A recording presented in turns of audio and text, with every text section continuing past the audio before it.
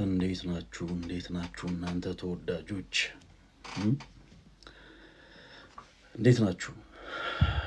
ሁላችሁንም ሰላም ብያለሁ። ኢዮባችን ሰላም ብያለሁ። እንዴት ነህ? ሁላችሁንም ሰላም ብያለሁ። እጅግ በጣም ናፍቃችሁኝ ነበር። በጣም ረጅም ጊዜ ሆነ ላይቭ ላይም ሳልገባ ማለት ነው። እጅግ በጣም ረጅም ጊዜ ሆነ። ሰው በቁም ነገር እውነት በጣም ናፍቃችሁኝ ነበር። የሆነ ቲክታክ ፕላትፎርም ይመስለኛል በየጊዜው የተለያዩ ጉዳዮች ላይ አተኩረን ስናወራ ምናምን ቤተሰብን ሜክ ያደርጋል እና ለካ ሳናቀው ከእናንተ ጋር ፋሚሊ ሆነናል፣ ቤተሰብ ሆነናል። እና ልክ አንድ ሰው ቤተሰቦቹን ትቶ ሌላ ቦታ ሲሄድ ቤተሰቦቹ እንደሚናፍቁት ሁሉ በተመሳሳይ እናንተም እዚህ ሶሻል ሚዲያ ላይ ያላችሁ እህት ወንድሞች በእውነት በጣም ነው የምትናፍቁት እና ሁላችሁም ናፍቃችሁኛል ለማለት ያክል ነው። እና እንዴት ናችሁ? ሁላችሁንም ሰላም ብያለሁ። ወላይታ ሶዶ ደብረ መንክራት አቡነ ተክለ ሃይማኖት እንግዲህ በጣም የሚደንቅ ጊዜ ነበር ያሳለፍነው። በጣም የሚደንቅ አይሆፕ ሁላችሁም በተለይ አዲስ አበባ ያላችሁ ኦርቶዶክሳውያን በአጠቃላይ ቦታው ላይ ተገኝታችሁ እኛ ያየነውን ብታዩ ደስ ይለኝ ነበር። በጣም ደስ ይለኝ ነበር። በጣም ብዙ ሀሳቦችን እናወራለን ዛሬ በሶስት መልኩ ነገሮችን ከፍለን ማለት ነው። አንድ እዛ ስላየነው ነገር፣ ሁለተኛ ደግሞ አንዳንድ ሰዎች ፈለገ አትናቴዎስ እየታጀበ ነው እንዴ ምናምን ስቶሪ ነበራችሁ ሰዎች አላችሁ። ፈለገ አትናቴዎስ እንዴት እየታጀበ ይሄዳል ምናምን ስትሆን የነበራችሁ ሰዎች ነበራችሁ እና ስለዛም የተወሰኑ ነገሮችን ከዛ ስለ ኦርቶዶክስ የመልካም ወጣት ደግሞ አንዳንድ ነገሮችን እናወራለን። ሶል ተወዳጅ ወንድማችን እና ቤቲሻና ጄሪ ስንት ጊዜ ሆነ ሳላያችሁ። ኤኒዌይስ ሰላም ብያችኋለሁ። ቤቲ፣ ጄሪሻ እና ሶል ደብረ መንክራት አቡነ ተክለ ሃይማኖት ገዳም እንግዲህ ለአብነት ቤቱ ያሰባሰብናቸውን የገዛናቸውን ብርድ ልብሶች፣ ኩታዎች፣ መቋሚያዎች፣ ጽናጽሎችን ለማስረከብ ነው የሄድነው። እንዳሰብነውም ተሳክቶልን እዛ ቦታ ላይ ተገኝተን አስረክበናል። እግዚአብሔር የተመሰገነ ይሁን። ግን የወላይታ ኦርቶዶክሳውያን ምን አይነት ክርስቲያኖች ናቸው! በጌታ በስመ አብ ምን አይነት ክርስቲያኖች! በእውነት በጣም በጣም በጣም በጣም የሚገርሙ። በዚህ አጋጣሚ እኔ በጣም ነው የተደነኩት። እዛ ሄደን የሚሰጡት እንክብካቤ፣ ለአገልጋይ ያላቸው ክብር፣ ለአገልጋይ ያላቸው ፍቅር፣ ፕላስ ደግሞ ለወንጌል ያላቸው ቦታ በጣም የሚለይ ነው። አንዳንድ ጊዜ ምን ይባላል፣ ጨዋ የሆነ ልጅ ሲገኝ አይ ጨዋ አሳዳጊ ስላለው ነው ይባላል አይደል? ጨዋ የሆነ ልጅ ጎበዝ የሆነ ልጅ ሲኖር አይ እናት አባቱ ይባላል። ያው ጨዋ የሆነ ሰው ሲገኝ ወደ እናት ወደ አባት ነው ከፍ የሚባለው። እና የወላይታ ክርስቲያኖችንም ስንመለከት ሳንወድ በግዳችን ወደ አባታቸው ወደ ብፁዕ አባታችን ወደ አቡነ ይስሐቅ ከፍ እንላለን። እና እድለኛ የሆኑ ክርስቲያኖች ናቸው እንደዚህ አይነት አባት ስላላቸው። እንደ አቡነ አይነት ይስሐቅን እኔ አሁን ማንንም ከማንም እያበላለጥኩ ከፍ እያልኩ ዝቅ እያልኩ ሳይሆን የትኛውም ቦታ ላይ ያሉ ክርስቲያኖች በአጠቃላይ እንደ አቡነ ይስሐቅ አይነት አባትን ማግኘት በእውነት መታደል ነው። በቃ እሳቸው ባሉበት ሀገረ ስብከት ላይ እንደሳቸው አይነት አባት ስላሉ እዛ ቦታ ላይ እንደ አቡነ ይስሐቅ አይነት አባት ስላሉ ሁሉም ከስር ያሉት ልጆቻቸውም ልክ እርሳቸውን መስለዋል እና በጣም የሚደንቅ ነው። ብቻ በጣም ብዙ ነገር ያየነው። ህንፃ ቤተክርስቲያኑ ተመርቆ እኔ በዚህ ልክ ህዝብ አይቻላቅ። እውነቴን ነው የምላችሁ። እኔ እንደው በሚገባ እዛ ቦታ ላይ ድሮኖች ምናምን ኖረው በትክክል ሲቀረጽ ስላልነበረ እንጂ እኔ እንደዛ አይነት ህዝብ በየትም ቦታ የተመልክቼ አይቻላቅ። በጣም ብዙ ህዝብ ነው ያለው። በጣም በቃ ምን ልበላችሁ፣ በጣም ብዙ ሊቃነ ጳጳሳት ነበሩ በቦታው። ህንፃ ቤተክርስቲያኑ መሰረተ ድንጋይ ከተጣለለት ከ37 ዓመት በኋላ ነው እንግዲህ በባለፈው የተመረቀው። የመሰረተ ድንጋዩን ያኖሩት ማናቸው? የኢትዮጵያ 3ኛው ፓትርያርክ የወላይታ ህዝቦች ደግሞ እጅግ በጣም በፍቅር በስስት የሚወዷቸው የዛ ገዳም አበምኔት የነበሩ አባ መላኩ ተብለው ይጠሩ የነበሩ በኋላ ግን የኢትዮጵያ ሶስተኛው ፓትርያርክ የሆኑት ብፁዕ አባታችን አቡነ ተክለ ሃይማኖት ናቸው የመሰረት ድንጋዩን የጣሉት እና እንደ ትንቢት ተናግረው ነው ያለፉት። የመሰረት ድንጋዩን እሳቸው አኑረው በኋለኛው ዘመን የኔ ልጆች ተነስተው ይሰሩታል ብለው ነበር ያለፉት እና ምኞታቸውን ያው የውስጣቸውን መሻት እግዚአብሔር ተመልክቶ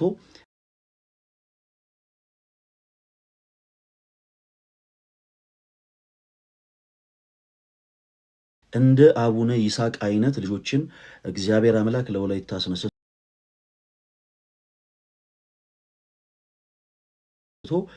ያ መሰረት ድንጋይ ከተጣለ ከ37 ዓመት በኋላ ላለን ክርስቲያኖች በአጠቃላይ ትልቅ ድል ነው፣ ትልቅ ደስታም ነው። በእውነት በጣም ታሪካዊ ቦታ ነው። በዚህ አጋጣሚ የተለያዩ ቦታዎችን ዞር ዞር እያላችሁ መጎብኘት የምትፈልጉ ሰዎች እስካሁን ያው የጉዞ ኤክስፒሪየንስ እንዳላችሁ እረዳለሁ እና ወላይታ ሶዶ ደብረ መንክራት አቡነ ተክለ ሃይማኖት ፕላስ ደግሞ እንደምታውቁት የኢትዮጵያው ሶስተኛው ፓትርያርክ የኢትዮጵያ ሶስተኛው ፓትርያርክ አቡነ ተክለ ሃይማኖት እንደ ጻድቁ እንደ ቅዱሱ ተክለ ሃይማኖት ጉድጓድ ቆፍረው ይጸልዩበት የነበረ ቦታ ሁሉ አለ። ሶስተኛው የኢትዮጵያ ፓትርያርክ ማናቸው? ብዙዎቻችሁ የምታውቋቸው አይመስለኝም።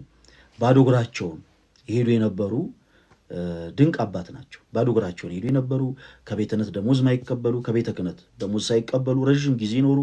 ሲያርፉ እንኳን ከዚህች ዓለም ድካም ሲለዩ የሰውነት ኪሎአቸው 25 ኪሎ ነበረ። በጣም ብዙ ሰዎች አያውቁም ይሄንን። የሰውነት ክብደታቸው እንኳን 25 ኪሎ ነበረ። ሰውነታቸው ላይ ሰንሰለት አብዝተው በምናኔ ሲጋደሉ የነበሩ በተለይ የኢትዮጵያ በጣም ከባድ ፈተና በነበረበት ሰዓት የሶሻሊዝም እንቅስቃሴ በነበረበት በደርግ የስልጣን ዘመን ላይ የነበሩ ቅዱስ ፓትርያርክ ናቸው። ከወላይታ ነው የወጡት። አባ መላኩ ይባላሉ። እዛ አሁን ህንፃ ቤተክርስቲያኑ የተመረቀበት ቦታ ላይ የዛ ገዳም አበምኔት ነበሩ እና ደግሞ በጣም የሚገርማችሁ ነገር እኛ ልንረዳ የሄድንበት የአብነት ትምህርት ቤትንም ሁሉ ሳይቀር የመሰረቱት አባ ተክለ ሃይማኖት ናቸው፣ ፓትርያርኩ ማለት ነው። የዛን ጊዜ የገዳሙ አበምኔት ሆኖ ደሞዛቸው 3 ብር ነበረች።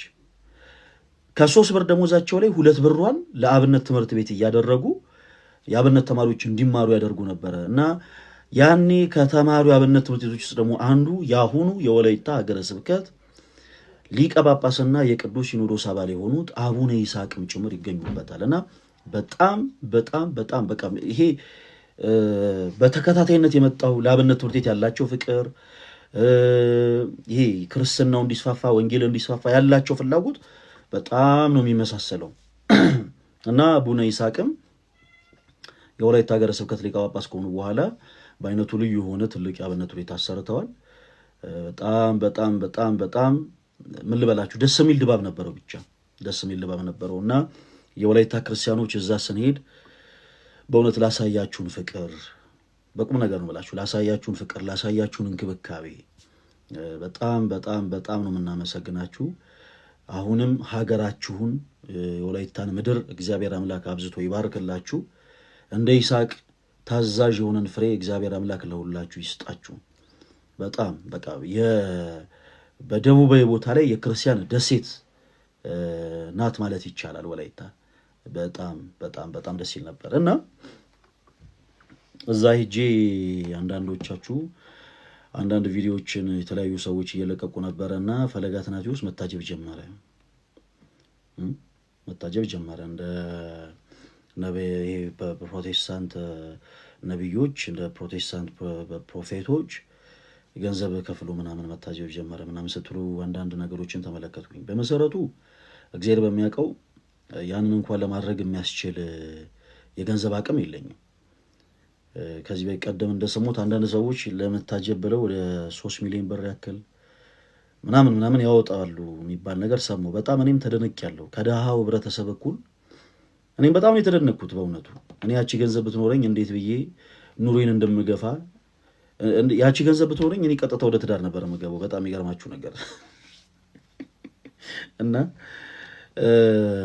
የታጀበ ነበር ምናምን ስትሉ የነበራችሁ ሰዎች እኔ የታጀብኩ አልነበረም። ዙሪያ የነበሩ ሰዎች በአጠቃላይ ወዳጆቼ ናቸው።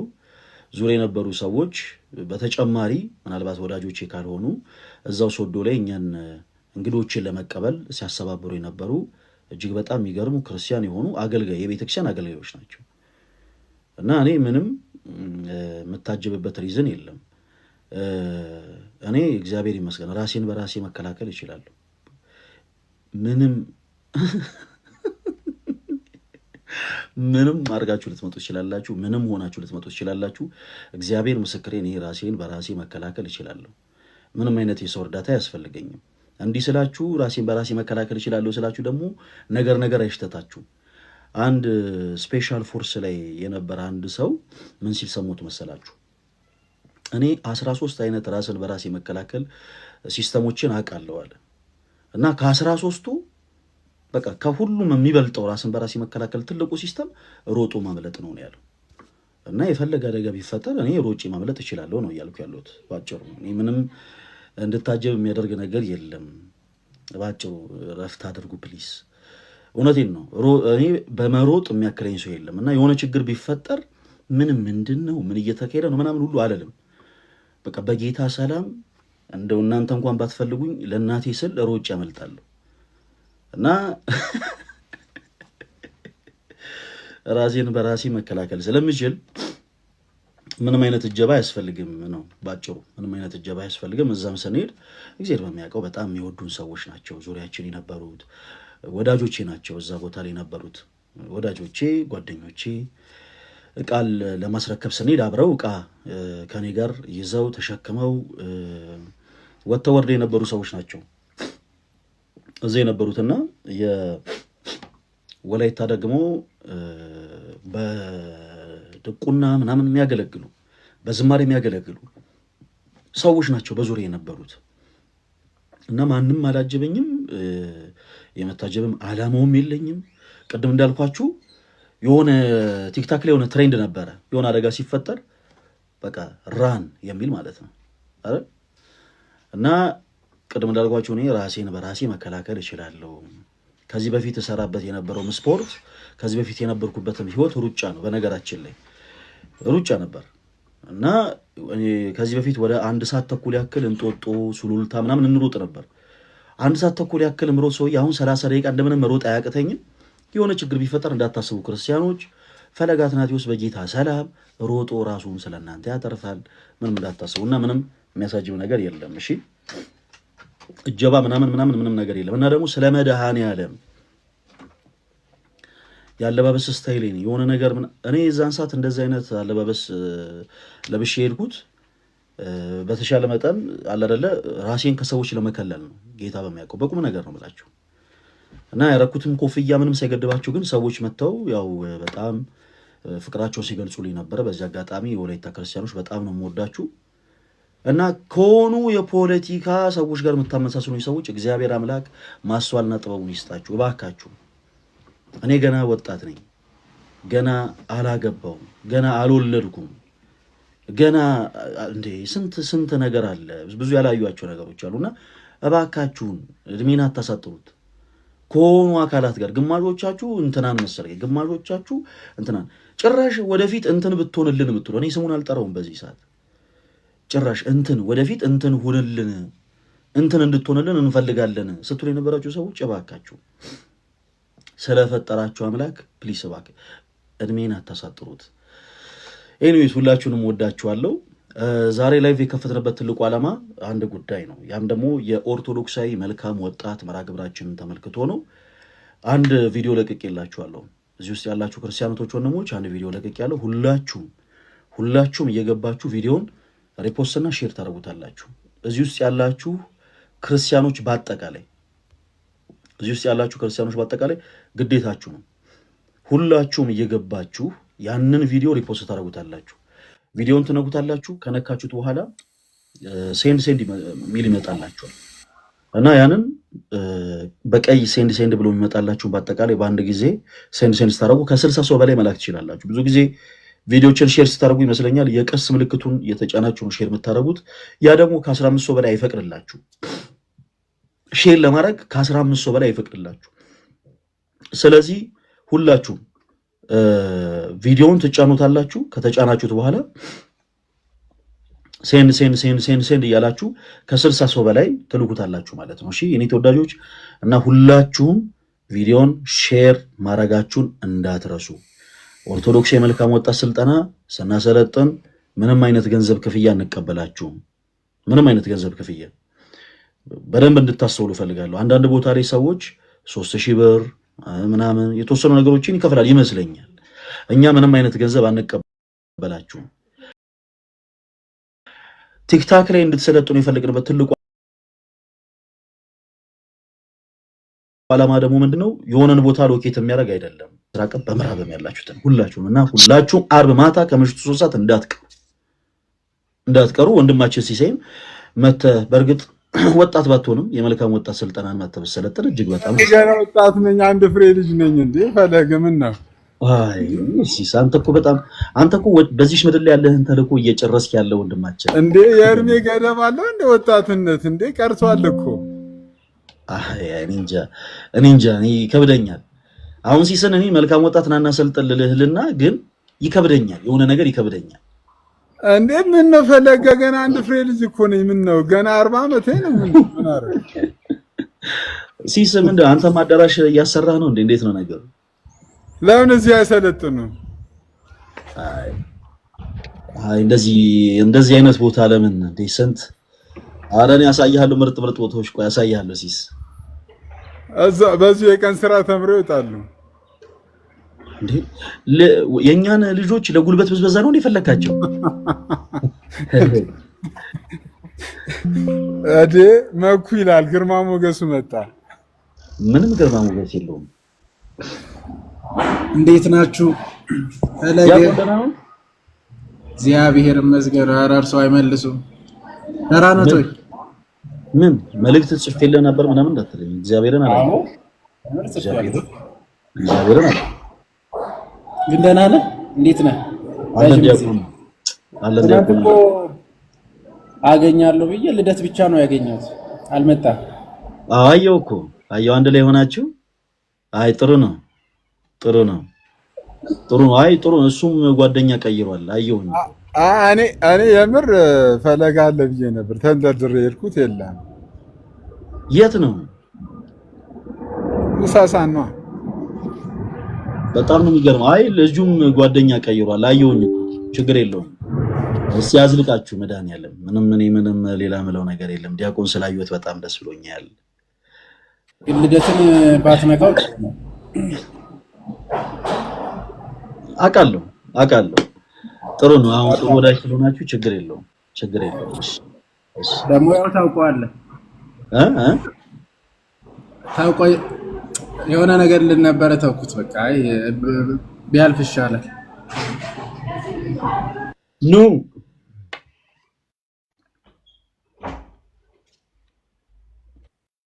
እንዴት ናችሁ? አንቺ በጣም እንደው በከባድ የሆንሽ እህታችን አልተቻልሽም እኮ። እንዴት ነህ? ሁሉ ሰላም አለን። መኩ እንዴት ነህ? ለዋለና እንዴት ነሽ? ኧረ ጠፋሽ እንዴ? ሲስ ወጣ እንዴ? ቸርች እያስገነባ ነው እንዴ? ሲስ ምንድነው የሆነ እንትን ውስጥ ገታ?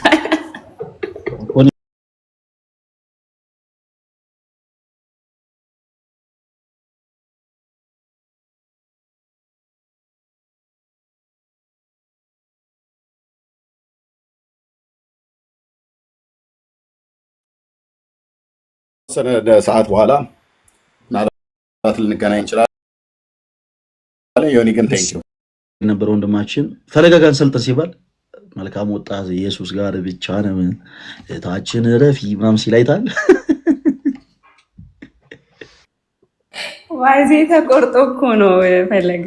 እኔ እኮ እንደሱ ብዬው ነበረ መልሼለታለሁ እኮ የሚፖሰት ያው አንዳንድ የሪከርድ ሰዎች አሉ። ጀስት ሪከርድ ብቻ አድርገው የሆነችን ፓርት ቆርጠው የሆነ መልእክት ማስተላለፍ ይፈልጉ በርግጥ እና ግን በጣም የሚገርም ጥሪ ያደረግሽለት በዚህ አጋጣሚ በቁም ነገር እውነት ፕሮቴስታንት የሚሆኑ ሰዎች ኦርቶዶክስ የሚሆኑ ሰዎች መልካም ወጣትን አርብ ማታ መጥተው ቢማሩ እኛም ደስ ይለናል። እና አንቺም የሚገርም ስራን የሰራሽው በእውነት ሁላችንም ኤክስፔክት አላደረግንም እና በርቺልን። እሺ ወንድም አለ ኑሐሚን አይዞ በእድሜ ከፍ ብትል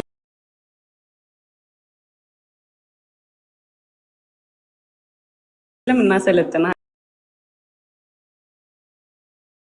አርቡ እንዳትቀር ከነቤቢ ጋር ነው።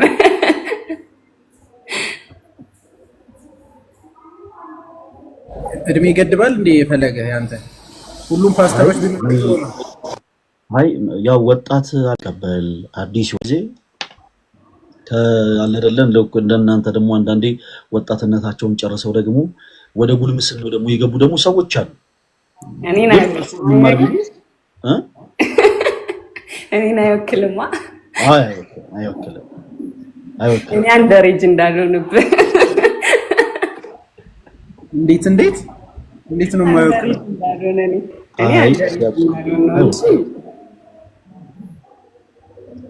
ኦኬ በዚህ መሀል ኮሜንት ላይ እኛም መማር እንፈልጋለን ምናምን ስትሉ የነበራችሁ እህቶች ወንድሞች፣ ሰዓቱ አርብ ማታ ከምሽቱ 3 ሰዓት ነው የሚሆነው። ከምሽቱ 3 ሰዓት የሚሆነው እናንተም ቀን ከስራችሁ ጨርሳችሁ ወደ ቤታችሁ ገብታችሁ እንድትከታተሉ ነው። በዛ ሰዓት ደግሞ በውጭ ዓለም ደግሞ ያሉ ሰዎች አመቺ ሰዓት ስለሚሆን ነው። ስለዚህ ሰዓቱ ኢትዮጵያ ውስጥም ከኢትዮጵያ ውጭ ያሉ ሰዎችን ያማከለ ስለሆነ በዛ ሰዓት ነው የሚሆነው። እሺ ከዛ ሰዓት ውጭ አይሆንም። ከዛ ሰዓት ውጭ ይስተካከል ከተባለ ግን ለአንዱ ብቻ አይደለ ይሆናል። ስለዚህ ማታ 3 ሰዓት ላይ የምናደርገው ለዛ ነው። ግባቢል ካስተካከል ነው 1 ሰዓት ቀደም ብለን ነው የምንጀምረው ነው ባጭሩ። ያው ማታ 2 ሰዓት ነው የምናደርገው። እንደው በጣም ካስተካከል ነው አርብ ማታ 2 ሰዓት ድንገት ካስተካከል ነው ግን 3 ሰዓት ነው ለጊዜ የተባለው። በዚህ አጋጣሚ መመዝገብ እንፈልጋለን ምናምን የምትሉ ሰዎች ምንም አይነት ምዝገባ ምንም አይነት ነገር የለም። ምክንያቱም ምዝገባ የሚያስፈልገው ነገር ስንፈልግ ነው። ከእናንተ ገንዘብ እንድትከፍሉ ከእናንተ የሆነ ነገር እንድታረጉ የምንፈልግ ከሆነ ኦኬ ገሌ ይሄን ያክል ከፍሏል ገሌ ይሄን ያክል ከፍሏል እያልን እንጽፋለን። ምንም አይነት ምዝገባ አያስፈልግም። ተወዳጆች መልእክቱ የደረሳችሁ ሁላችሁም በሰዓቱ 8 ሰዎችን ገስ ላይ እንቀበላለን። ተስፋ በመቁረጥ ስሜት ላይ በጣም በከባድ ልምምድ ውስጥ ላይ በጣም ከባድ በሆኑ ነገሮች ላይ ነው ያለሁት እና በቃ የእናንተ እርዳታ ያስፈልገኛል የምትሉ ሰዎች በአጠቃላይ መልእክቱን ስናስተላልፍ ዘር፣ ቋንቋ፣ ብሔር፣ እምነትን ሁሉ ከፋፍለን አይደለም የሰራ ነው። በየትኛውም አይነት ኮንዲሽን ላይ ያለ ሰው መምጣት ይችላል። እኛ ስፔሲፊክ አድርገን ፕሮቴስታንት የሆናችሁ ሰዎች ነው አንልም። ኦኬ ምክንያቱም ዓላማችን ከሆኑ ሰዎች ጋር ለመበሻሸቅ አይደለም። የኛ ዓላማ የሆኑ ሰዎች ኦርቶዶክስ የሆኑ ሰዎችን ማብሸቅ ፈልገው ሊሆን ይችላል። ያ የነሱ ፍላጎት ነው። ተዋቸው በቃ። ተውም አትተውም ብሎ ራሱ ክርክር አያስፈልግም። እኛ ከየትኛውም አይነት ቤተ እምነት አማኝ ጋር ከየትኛውም አይነት የእምነት ተከታይ ጋር መበሻሸቅ አንፈልግም። ይልቁኑ ከሌሎች ጋር በመበሻሸቅ በመናጠፈው ጊዜ በጣም ተስፋ ቆርጠው ራሳቸውን እያጠፉ ያሉ ነፍሳት አሉ። በእነሱ ነፍስ አንቀልድም።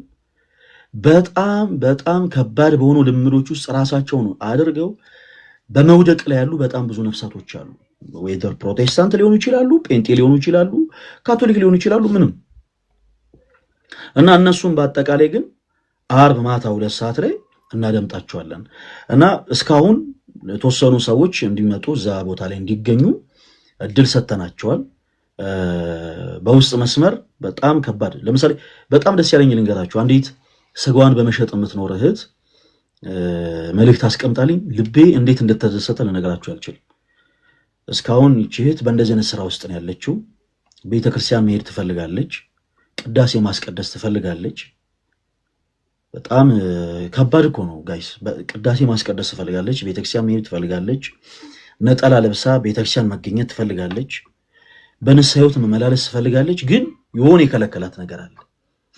የሆነ የከለከላት ያ ደግሞ ራሷን በራሷ የምትወቅስበት መንገድ፣ ይሄ መጥፎ የሆነ ጸጸት ማለት ነው። መልካም የሆነ ጸጸት በቃ ከኃጢአት የደፋምነት ስሜት ነፃ ወጥተን በክርስቶስ ኢየሱስ ታጥበን በንስሐ ሕይወት ተመላልሰን ስጋውን በልተን ደሙን ጠጥተን እንድንኖር ያደርገናል። መጥፎ የሆነ ጸጸት ግን ልክ እንደዚህ እና ይህች እህታችን መልእክት አስቀምጣ በጣም ነው ደስ ያለኝ ተወዳጆች። እንዴት ልቤ በሐሴት እንደተሞላ ልነግራችሁ አልችልም። የሐሰት ምስክርነት ሰዎች እንዲሰጡ ለየትኞቹም ሰዎች ራሱ ገንዘብ አንከፍልም። ምክንያቱም ሲመጡኛ ካሉበት ህይወት በመጀመሪያ ነፃ እንዲወጡ ነው የምንፈልገው እንጂ እዚህ ጋር ኑ ለፈለገ ምስክርነት ስጡ ምናምን ገንዘብ እንዲህ አይነት የብሽሽቅ ሙሉ ውስጥ አይደለንም። እሺ የኔ ተወዳጆች እንዲህ አይነት የብሽሽቅ ሙሉ ውስጥ አይደለንም።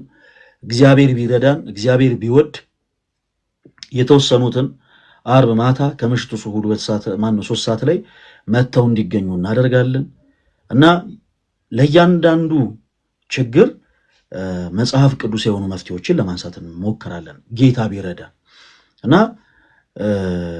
ኦርቶዶክሳዊ መልካም ወጣት መሆን የምትፈልጉ በዚህ አጋጣሚ በተመሳሳይ ስጋችሁን በመሸጥ የምትኖሩ እህቶች ካላችሁበት ነገር መውጣት ትችላላችሁ። ነገራችን ላይ አሁን ካላችሁበት ህይወት መውጣት ትችላላችሁ። አይ ነው በጣም ብዙ ነገሮችን ሰዎች በብዙ ነገር ያስሯቸዋል። በጣም የሚገርማችሁ እኔ እንደዚህ አይመስለኝም ነበር። ስጋቸውን የሚሸጡ እህቶች በቃ ጀስት መጥተው የሆነ ቦታ ላይ ተቀምጠው በቃ ስጋቸውን እየሸጡ የሚኖሩ ነበር የሚመስለኝ። ለካ የነሱ ኦነር የሚባሉ አሉ እና በብዙ ነገር ያስሯቸዋል። እንደምንም ብለው ከክፍለ ሀገር ካመጧቸው በኋላ በጣም ውድ የሆኑ በጣም ኤክስፔንሲቭ የሆኑ ልብሶችን ይገዙላቸዋል። ልክ ኢንቨስት ያደርጉባቸዋል ማለት ነው። ከዛ በኋላ ለእያንዳንዱ ነገር ለምሳሌ ከሆነ ሰው ጋር መጠጣት ሲፈልጉ ሆን ብለው ውድ የሆነ መጠጥ እንዲያዙ እንትን እንዲሉ ምናምን ይደረጋሉ። ብዙ ጭንቀት ነው ያለባቸው። ልጆቻቸውን ያሰምራሉ፣ ወላጅ እናታቸውን ያሳክማሉ። ብዙዎች በዚህ አይነት ህይወት ውስጥ ሆነው እና ልክ ከዚህ አይነት ህይወት ልክ መውጣት ሲፈልጉ እዛ ሬስቶራንት ውስጥ ወይ ደግሞ ሆቴል ውስጥ የተጠቀሙትን እያንዳንዱ በነፃ የተጠቀሙትን ነገር በአጠቃላይ ክፈሉ ብለው የሚያስጨንቋቸው ሰዎች አሉ። አሁን እንዲህ አይነቱ የኦርቶዶክስ የመልካም ወጣት ትምህርት ላይ የህግ አካላትም ጭምር ታስፈልጉናላችሁ ማለት ነው።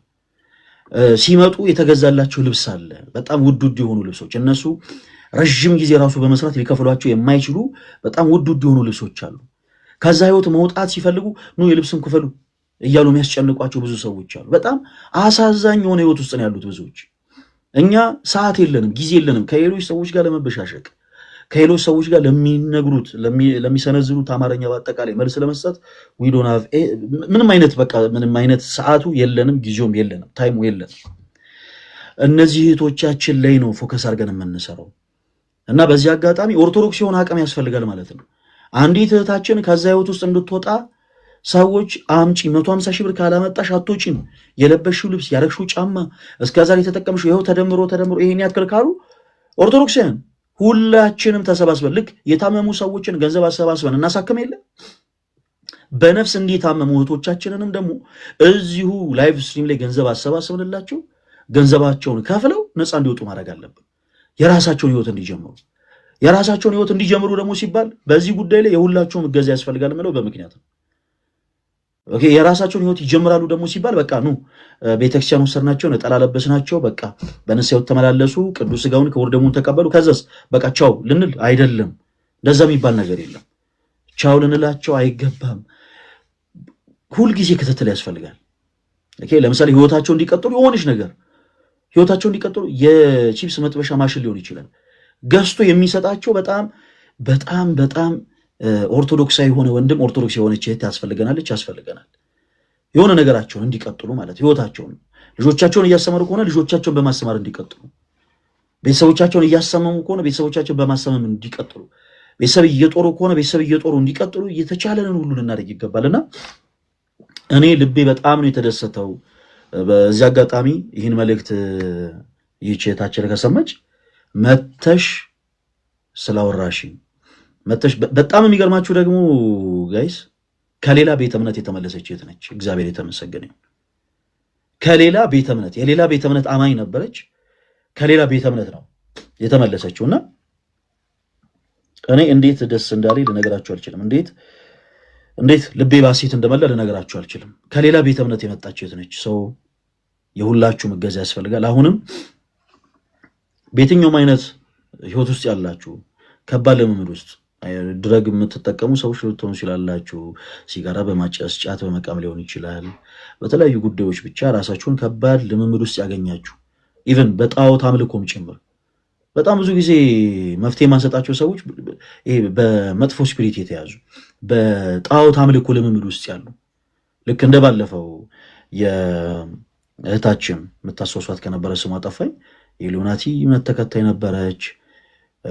በጣም ብዙ የሚከፉ ነገሮችን አድርጋለች። በጣም በብዙ ነገሮች ተመላልሳለች እና ከዛ ነገር እንዴት እንደምትወጣ ግራ ቢገባት ራሷን ማጥፋት ነበር የሚታያት። ነገር ግን አጭሩን መንገድ ሁላችሁም ኦርቶዶክሳን እንድታይ ያደርጋችኋታል።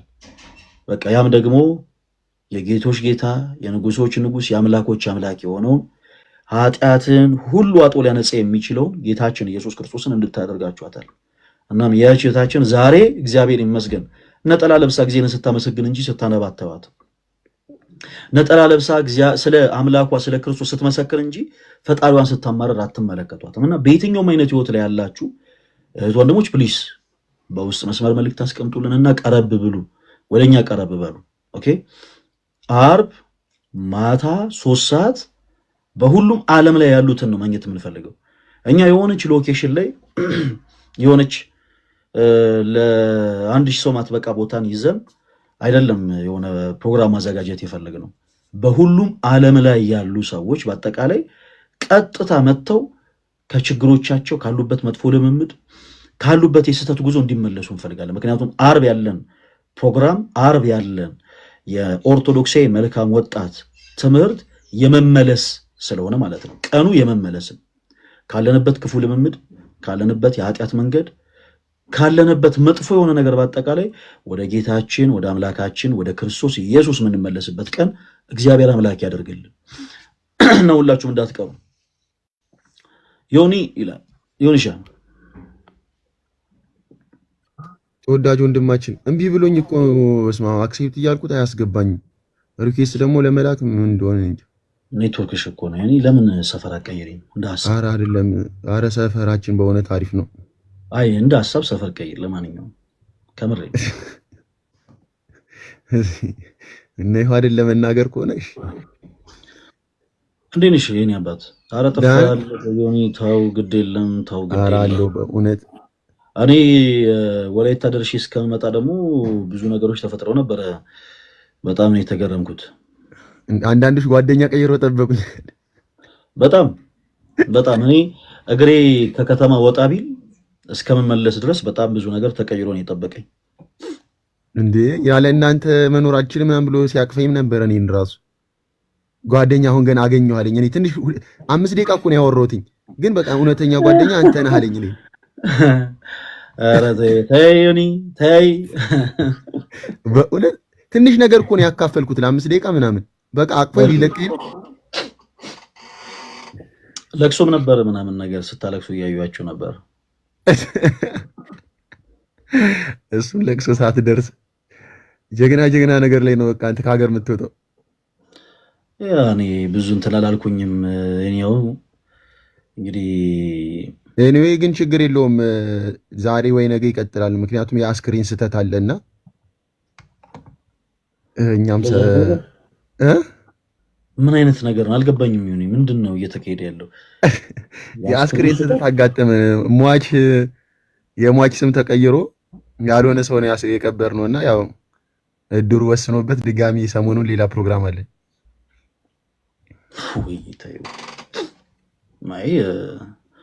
እኔ ምንም አልልም። ይሁን እኔ በጣም ከባድ ነው እንደዚህ አይነት ጉዳይ ይመስለኛል። አንድ ወንድማችን የኦርቶዶክስ ቤተክርስቲያንን ስም ለማጠልሸትና ለማጥፋት ከዛሬ 8 ዓመት በፊት አርፏል የተባለን ግለሰብ ያው ሰው ይኖራል፣ ያድጋል፣ ምናምን ከዛ ያገባል፣ ይወልዳል፣ ይሞታል እና ከዛሬ 8 ዓመት በፊት የነበረን ነገር አርፏል በሚል እንደ አዲስ ሲያነባ እንደ አዲስ ሲያለቅስ ነበረ። ለጉዳዩ እኔ እንኳን ብዙ መረጃ የለኝም። የዛሬ 8 ዓመት 9 ዓመትም ይሁን እንዲህ የሚባል ሰው ይረፍ አይረፍ እኔ መረጃ የለኝም። በርግጥ ከሆነም እግዚአብሔር መጽናናቱን ይስጣቸው፣ ካልሆነም ደግሞ እንዲህ አይነት ነገር በጣም ከባድ ነው እና ከዛ በኋላ እንደ አዲስ እንትን ሲል የኦርቶዶክሳውያንን ስም ለማጥፋት በምንድነው የሆነ ነገር አድርገው መረዙት ነገር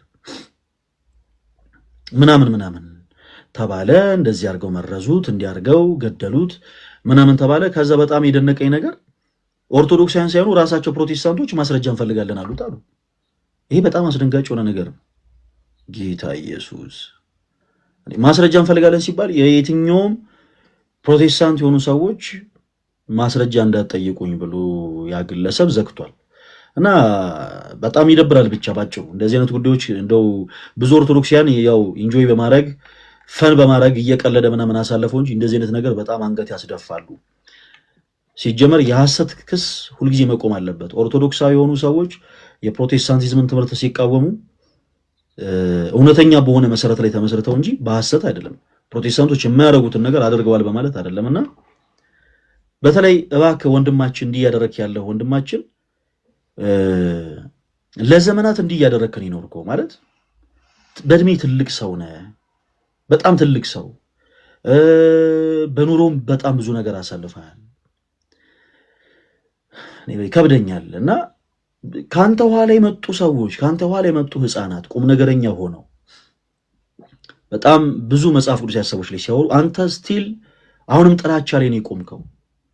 ወንድማችን ፕሊስ እባክን የአንተን ጉዳይ ወይ መንግስት ይመልከትልህ እና ካለህበት የሶሻል ሚዲያ ላይ ራስን ለተወሰነ ጊዜ ገለል አድርግና ያው በተሻለ አቅም እንደው የሆነ ወይ ሳይካትሪስቶች ጋር ወይ የጤና ባለሙያዎች ጋር ሄደ ራስን ቼክ ብታስደረግ በቁም ነገር ይሄን ያክል ጥላቻ በቃ እኔ አይዶን ነው።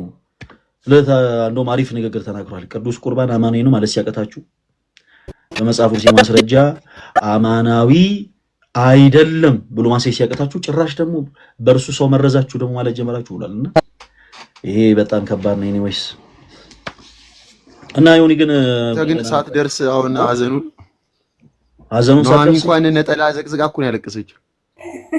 አይደለም ዮኒ፣ እኔ ለአበበ ገላው ነው ያለቀስኩት። አሁን ደግሞ ገላው አበበ ሆኗል። ለየትኛው ድጋሚ ላልቅስ? ገላው ደግሞ አዲስ ነው ወይስ ጉልላት ለማለት? ጉልላት አበበ ነው እንጂ አሁን ማክስም ተቀይሮ ጉልላት አበበ ሆኗል።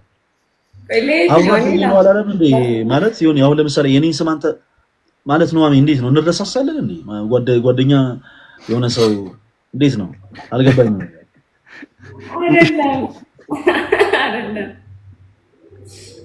አይደለም ሲጀመርኩ 6-7 ሰው ሆነዋል እኮ ዮኒ። አሁን የሟቾች ቁጥር እንደውም እየጨመረ ነው ተባለ እኮ ትናንትና ወደ 7 ደርሰዋል። ምን እሺ በኮሮና ነው እንዴ? እያደገ በጣም ስትዋሽ እኮ ስሙ ራሱ ይጠፋባል። ትናንት ስሙ ተቀይሮ ደግሞ በቃ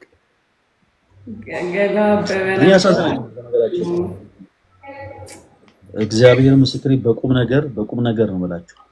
ማንንም ሰው ለማበሳጨት አይደለም፣ ማንንም ሰው ለማብሸቅ አይደለም። ጌታ ምስክሬ በቁም ነገር እኔ ኤርሚያስ ወንድሜ በጣም ያሳዝናል። ያው ግልጽ ስለሆነ ያው እውነት ያሳዝናል። እኔ ልክ እሱን ስመለከት ዘፍጥረት 4:12 ላይ ያለው ቃል ትዝ ይለኛል። እግዚአብሔር ለቃየል የተናገረው በምድር ላይ ተቅበዝባዥ ሆነ ትኖራለህ ነው የሚለው ያ ቃልና እንዲህ ሲቅበዝበዝ በቃ በጣም እኔ ያሳዝነኛል። አንዴ የሆነ ከሚያምንባቸው ሰዎች ጋር የሆነ ነገር ይባባላል፣ የሆነ የጥላቻ ንግግር ይናገራል፣ የሆኑ ሰዎች ላይ የሆነ ነገር ይላል። ከዛ ኦርቶዶክስ ቤተክርስቲያን ይደግፋት እያልኩ አይደለም፣ መብቱ ነው ያ ሰው መቃወም። ግን ሲቃወም ትምህርታዊ በሆኑ ነገሮች አይደለም የሚቃወመው፣ ጥላቻ በሆኑ ወርዶች እንደዚህ እንትናዬ አትበሉ ምናምን። አሁን አንዲት ምንም የማታውቃታችን ቀርባ ተረጋግታ እያወራችሁ ምንድን ነው አኬ ምን አቀመሰሽ እንዲህ ምናምን እንደዚህ አይነት ወርድ በጣም ጸያፍ፣ ሶሪ ለመድገሜ ክርስቲያኖች፣ እና በጣም ጸያፍ የሆኑ የወረዱ ቃላቶችን ምናምን ነው የሚጠቀመው። ሰዎችን አስተምራለሁ ብሎ ይወጣል፣ ነገር ግን ለሰዎች ያለውን ጭፍን የሆነ ጥላቻ ገልጾ ይወጣል። እና ይሄ ሰው ደግሞ በጣም የሚያሳዝነው ነገር በጣም በእድሜም ትልቅ ሰው ይሄን ያክል በምድር በኖረበት ታይም ላይ ይሄን ያክል በሳል አለመሆኑ በጣም ያሳዝነኛል። ኤኒዌይስ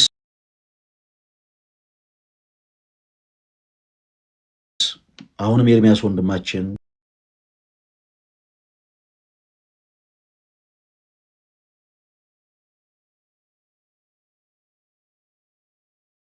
ፕሊስ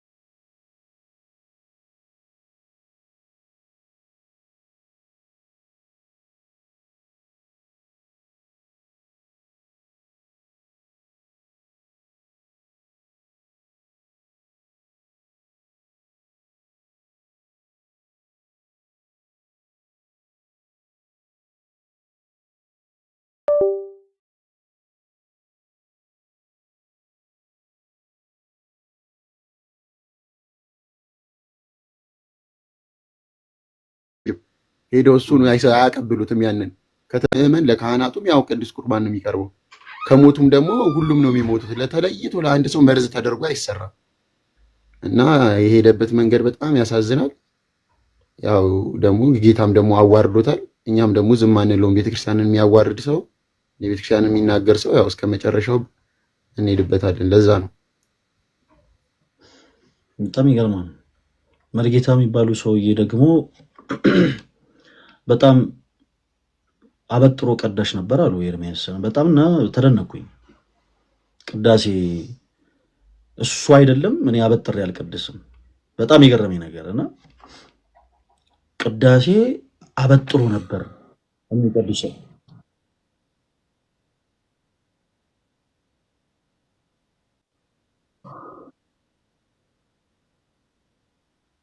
ሀብትሽ ቴንኪው፣ በጣም ቴንኪው ብራዘር። ቅዳሴ አበጥሮ ነበር የሚቀድሰው ምናምን ብለዋል። እንደውም እኔ የሚችል ከሆነ ኤርሚ ስለ ቅዳሴ ብናወራ ደስ ይለኛል። ከሱ ጋር ስለ ቅዳሴ ብናወራ እውነት እንዲህ አይነቱን ነገር ሲጀመር እኔ አላወራውም። እንደውም ተውት፣ አላወራውም። ለምን የድቁና ስሜ ቀለሜን ያለ ጊዜ ነው እኔ በቃኝ። ኤርሚያስ በቃ በጣም ጌታ ኢየሱስ፣ ምንም ከዚህ በላይ ለህዝብ የምናሳየው ነገር የለም። ይሁን ታስታውሳለህ?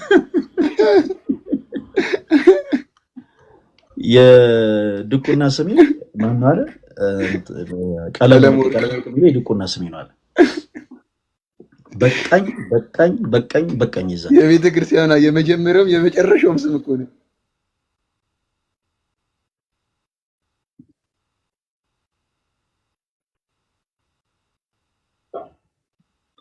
አራብትሽ ምንድን ነው አካሄድ? እያማረኝ አይደለም እንዴ? አካሄድ ምንም እያማረኝ አይደለም። ምንድን ነው የነገር ትላለህ? ዩኒቨርስ ላይ ወርድ ነው እንዴ አብትሽ ትላለህ?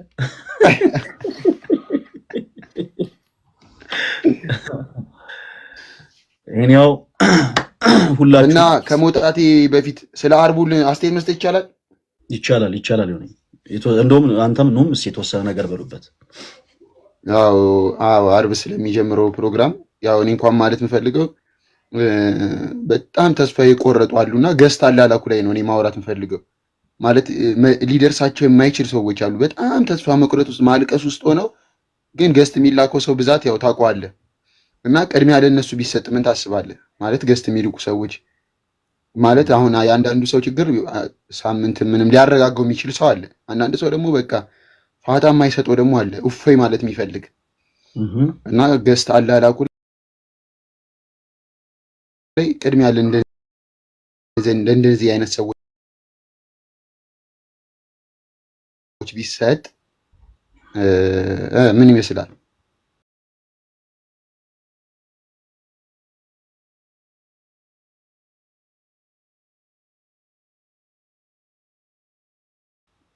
የሆነ ትክክል። በነገራችን ላይ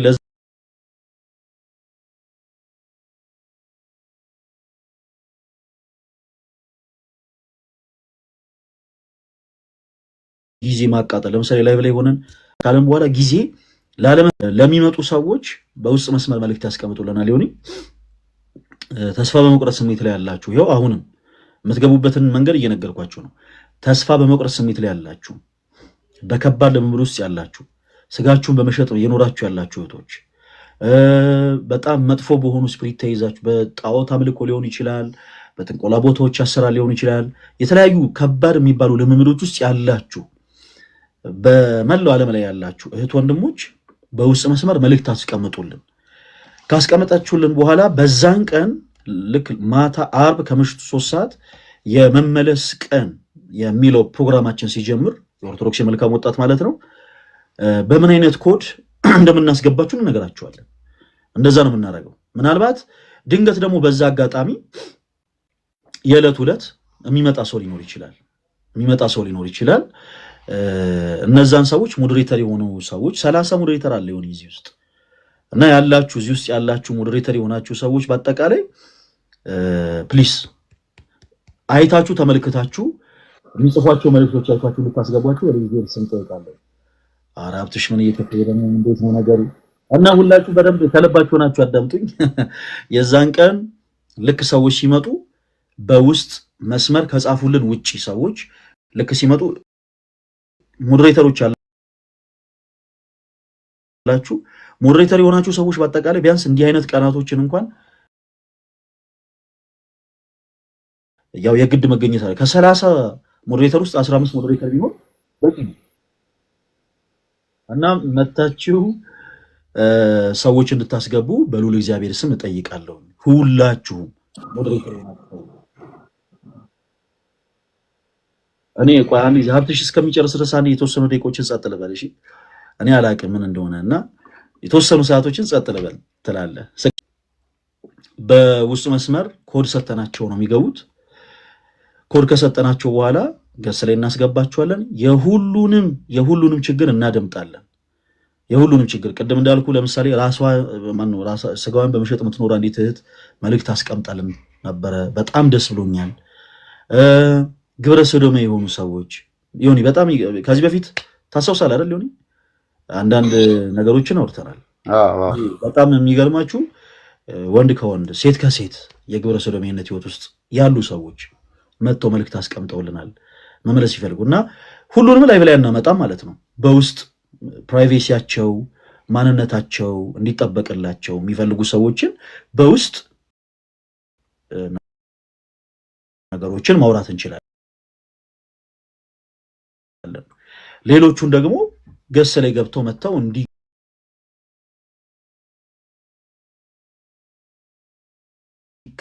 እንዲማሩ ማድረግ እንችላለን። እዚህ ላይ ደግሞ ገንዘብ ያላችሁ ሰው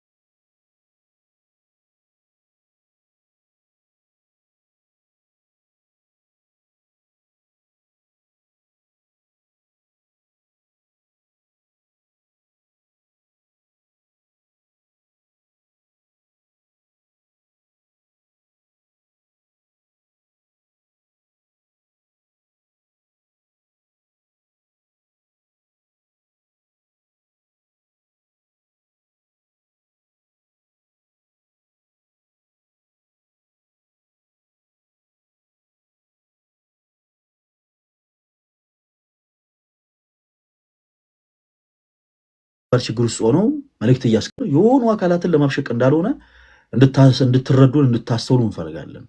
እና ሚስተር ኤክስ የሚባል ሰው ክርስቲያኖች ራሴን ላጠፋ ነው ብሎ ነው መልእክት ያስቀመጠልን እና ራሴን ላጠፋ ነው ብሎ መልእክት ካስቀመጠልን በኋላ ነው ያወራሁት እና ሳወራው ከባድ የሆኑ ሁኔታዎች ውስጥ ያሳለፈ እንደሆነ ባለትዳር እንደሆነ የአንድ ሴት ልጅ አባት እንደሆነ ነው የነገረኝ እና ባለትዳር ከሆነ ሰው የአንድ ሴት ልጅ አባት ከሆነ ሰው እኔ ኤክስፔክት የማደርገው የኑሮ አለመመቻቸት፣ የገንዘብ እጦት፣ ልጅን እንደፈለጉ አለማስተማር፣ እንደፈለጉ አለመብላት ምናልባት ቤተሰብን አይምሮ ሊጎዳ ይችላል እና ያ ሊሆን ይችላል ያማራረው ብዬ ነበር ኤክስፔክት ያደረኩት።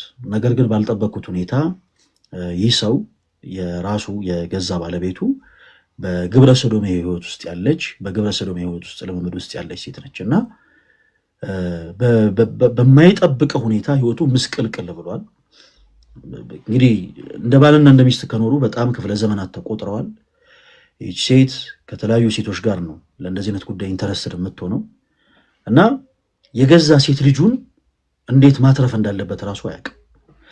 ከዚህ ሴት ጋር መፋታት ይፈልጋል። በነገራችን እንዲህ አይነት ጉዳይ መጽሐፍ ቅዱስ ይብን ይደግፏል። ምክንያቱም ፍቺ ያለ ዝሙት ምክንያት መሆን እንደሌለበት የማቴዎስ ወንጌል ምዕራፍ 19 ከቁጥር 6 ጀምሮ ይናገራል። ያለ ዝሙት ምክንያት ፍቺ ሊኖር አይገባም እና ይሄ ደግሞ በቂ የሆነ ማስረጃ ነው። ቤተክርስቲያንም ትደግፏለች፣ መጽሐፍ ቅዱስም ይደግፈዋል። እና ድንገት የፈራው ነገር ምንድን ነው? ፍቺ ቢፈጽም ሴት ልጁ እስከምታደግ ተብሎ ለእናቷ ይሰጥ የሚባል ነገር ሊኖር ይችላል እና በጣም በጣም በጣም በስጋት ላይ ነው ያለው። አሁን እንዲህ አይነቱን ወንድማችንን የህግ አካላት ታስፈልጉናላችሁ። ጉዳዩ በጣም ብዙ ማስረጃዎች አሉት። በጣም ብዙ የሆኑ ነገሮች ደርሰውበታል እና ይህ ሰው ካለበት ጭንቀት እንዲወጣ የወደፊት ህይወቱን ጤናማ የሆነ ነገር እንዲገጥመው በቃ የወደፊት ህይወቱን ሰላማዊ በሆነ መንገድ እንዲመራ ሴት ልጁንም ጤናማ በሆነ መልኩ እንዲያሳድግ የህግ እገዛ ይፈልጋል። በጠበቃነት ሙያ፣ በአቃቤ ህግ ሙያ እኔ አላቅም ምን አይነት ሰዎች ይሄን ሰው ማገዝ እንደሚችሉ እኔ እውቀቱ ስለሌለኝ ነው እና ምናልባት ጠበቃ የሆናችሁ የህግ ባለሙያ የሆናችሁ ሰዎች ይህ ሰው ሊያገኝ የሚችለው መብት አስከበራችሁ ፕሊስ እባካችሁ እሱንም ሴት ልጁንም እንድትታደጉ እንፈልጋለን። ካለበለዚያ ግን ይህ ሰው ራሱ ማጥፋት ብቻ ሳይሆን ኢማጂን ምንም ማታቀዋ ገና አዲስ የተወለደች ሴት ህፃንም የከፋ ነገር ይገጥማታል። የከፋ ነገር ወደፊት ምን እያየሽ ነው የምታደርገው? ምን አይነት ልምዶች የተለማመደች ነው የምትኖረው? በጣም በጣም በጣም አደገኛ ነው የሚሆነው እና እባካችሁ ይህን ሰው በውስጥ ያወራናቸው ነገሮች በጣም ብዙ ነገሮች አሉ። ሌላ ታሪኮችን ማናወጣቸው የእሱም ፕራይቬሲ ይጠበቅ ዘንድ ነው። ምን አይነት ቤተሰብ ነበረው? ከምን አይነት ቤተሰብ ነው የወጣው? እንዲህ አይነት ነገሮችን አናወራም። የእሱ ፕራይቬሲ እንዲጠበቅ ስለምንፈልግ ታሪኩን ግን አውጥቼ የነገርኳችሁ እንዲህ አይነት ህይወትም አለ ተወዳጆች። ኦርቶዶክሳዊ መልካም ወጣት ስንል የሆኑ አካላት ጋር እኛ መበሻሸ ፈልገን አይደለም። የሆኑ አካላት ኦርቶዶክስ ያለ ለማብሸቅ አይኖ እየሰሩ ነው። እነርሱን እርሷቸው። እኛ እንዲህ አይነት ጭንቀት ውስጥ ያሉ ሰዎችን ነው መውጣትን የምንፈልገው እና ፕሊስ ባካችሁን በእንደዚህ አይነት ጉዳይ ላይ ይሁን ለማንም አልናገረውም። እንዲህ አይነቱን ጉዳይ ምን ብዬ አደባባይ ላይ ያወጣዋለሁ? ምን ብዬ አወራዋለሁ? እንዲህ አይነቱን ችግሬን ምን ብዬ ሰውን ሳማክራለሁ እያላችሁ የተጨነቃችሁ ያላችሁ ሰዎች ምንም እንዳትፈሩ። ለመዳን በነገራችን ላይ ከሚደረጉ ትልቁ ነገሮች ውስጥ አንድ እርምጃን ወደፊት መራመድ ነው። ልክ ያቺ 12 ዓመት ደም ሲፈሳት የነበረች ሴት ማቴዎስ 9 ላይ ያለችው 12 ዓመት ደም ሲፈሳት የነበረች ሴት 12 ዓመት ሙሉ ሲፈሳት ከነበረ ደም ለመዳን ያደረገችው የመጀመሪያው ነገር አንድ እርምጃ ወደ ክርስቶስ መቅረብ ነው። አንድ እርምጃ ወደ ክርስቶስ መቅረብ። ወደ ክርስቶስ ከተጠጋች በኋላ እጆቿን ዘርግታ የልብሱን ዘርፍ ነካች። እናም ክርስቶስ አላት ልጄ ሆይ እምነትሽ አድኖሻል አላት። እና በሁሉም አይነት እምነት ውስጥ ያላችሁ ፕሮቴስታንትም ይሆናችሁ ኦርቶዶክስም፣ ካቶሊክም፣ ጆባ ዊትነስም የእስልምና ምን ተከታይ ልትሆኑ ትችላላችሁ። ከባድ በሚባል ምምድ ውስጥ ካላችሁ፣ ተስፋ በመቁረጥ ስሜት ላይ ካላችሁ፣ በማዘን ላይ ካላችሁ፣ በመጨነቅ ላይ ካላችሁ፣ በጣም ከባድ የሆነ ነገር ውስጥ ነኝ እያላችሁ ያላችሁ ካላችሁ ዓርብ ከምሽቱ 3 ሰዓት እንዳትቀሩ። ሁላችሁን ልናዳምጣችሁ እንፈልጋለን። እንዲህ አይነቱ መርሃ ግብር በአመት አንዴ አይደለም እናዘጋጀው፣ በየሳምንቱ ዓርብ ነው የምናዘጋጀው እና እንዳትቀሩ ሁላችሁ እንፈልጋችኋለን። ካላችሁበት ነገር ነፃ እንድትወጡና እውነተኛውን ጌታ ኢየሱስ ክርስቶስን እንድታገኙት እንፈልጋለን። ይሄ ምኞታችን ነው። ሁላችሁንም ወዳችኋለሁ። የጌታችን ኢየሱስ ክርስቶስ ጸጋና ሰላም ከሁላችን ጋር ይሁን። ኑ የምትዩ ሐሳብ ካለ ለአንቺ ምድል ልስጥ። ያው እኔ መጀመሪያ የገስት አገባቡ ነገር እንዴት ነው ምናምን ብዬ ሐሳብ ይሰጥ ነበረ። አንተ አነሳኸው ማለት ነው። ግን እንደዚህ አይነት ነገሮች ስናነሳ ከብዙ አይነት አንግል ነው የሚባለው፣ ከብዙ አይነት መንገድ ብናየው ደስ ይለኛል። ምክንያቱም አንደኛ ሳይኮሎጂካሊም በዛን ሰዓት ይሄ አንዳንዴ ሰው ስሜታዊ ይሆናል። ነገሮችን የሆነ ሰው ታሪክ ሲናገር ምናምን እኔ ያየሁት ነገር ነው። ምክንያቱም 2011 መልካም ወጣት ሄጄ ነበር በነገራችን ላይ ሐዋሳ እና ብዙ ነገሮችን እያየው ነበር። አንዳንድ ነገሮች ይሄ ክላሲካሎች ይከፈታሉ። ዜን በዛ ክላሲካል ውስጥ ከኮንሽስ ማይንድ እንድትወጣ ይደረግና አንኮንሽስሊ የምታረጋቸው ነገሮች ይሄ በስሜት ይሆናል ማለት ነው።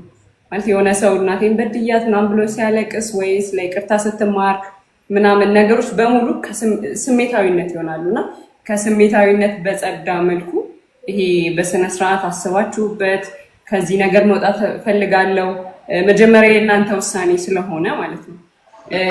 ይሄንን ሰው ቢያግዘኝ ደስ ይለኛል፣ ይሄን ብታገዝ ከዚህ ነገር መውጣት እችላለሁ ብላችሁ መጀመሪያ እናንተ ካልወሰናችሁ ማንም ሰው መጥቶ የእናንተን ህይወት አያድነውም። መጀመሪያ እናንተ ናችሁ ለራሳችሁ ህይወት መንገዱን የምትጀምሩት እና ያንን መንገድ ግን ሰው እንድትቀጥሉበት ያግዛችኋል ማለት ነው። ሶ ከስሜታዊነት በጸዳ መልኩ መልእክቶቻችሁን ኢንቦክስ አስቀምጡላቸው። ለፈለገም ለኔዮኒ ማለት ወደ አንተ ሪፈር ስለሚደረግ አስቀምጡ መልእክቶቻችሁን። ግን እኔ በተቻላችሁ አቅም ፕሊስ ከስሜታዊነት ወጣችሁ በደንብ ራሳችሁ ወስናችሁበት አስባችሁበት በደንብ ከራሳችሁ ጋር ከእግዚአብሔር ጋር ጊዜ ወስዳችሁ ነው ይሄ ነገር ከህይወቴ መውጣት አለበት፣ እግዚአብሔር ያከብርበትን የኔም ህይወት በዚህ መንገድ ከሄደ ይበላሻል ምናምን ብላችሁ በደንብ ወስናችሁ ብትመጡ ደስ ይለናል። የኔ አመለካከት ነው። አይዶ ነው ልክ ልሆን አሉ